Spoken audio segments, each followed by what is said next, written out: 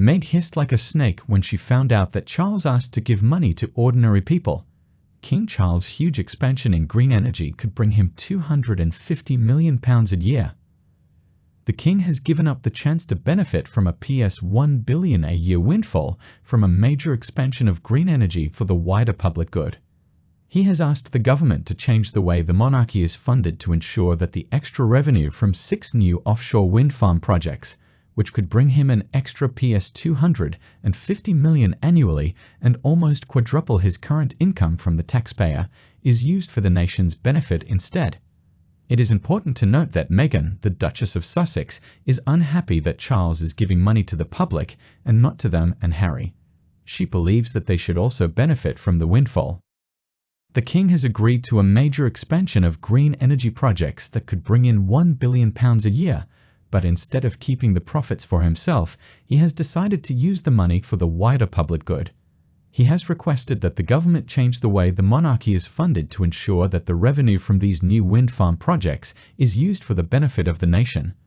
The wind farm projects, located in the North Sea and off the coast of North Wales, Cumbria, and Lancashire, will provide a major boost to Britain's efforts to reach net zero greenhouse gas emissions by 2050.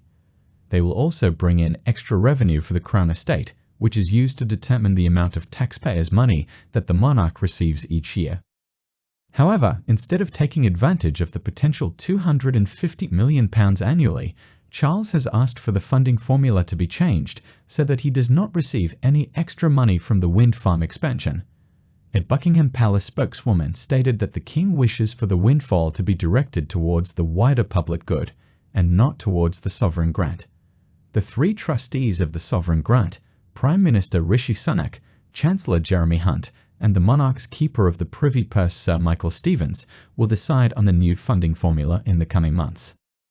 Royal author Christopher Wilson commented on the decision, stating that the windfall we're talking about today is colossal and Charles is right to say the money should be used for the wider public good.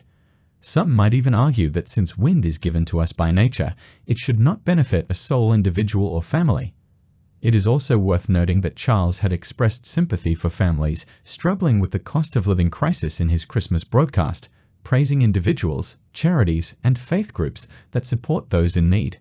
He acknowledged the great anxiety and hardship that many people experience when trying to pay their bills and keep their families fed and warm. In conclusion, King Charles has made the decision to expand the use of green energy in the form of 6 new offshore wind farm projects, which could bring in £1 billion annually.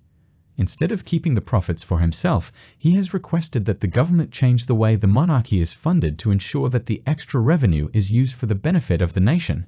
He has asked for the funding formula to be changed so that he does not receive any extra money from the expansion of the wind farm industry.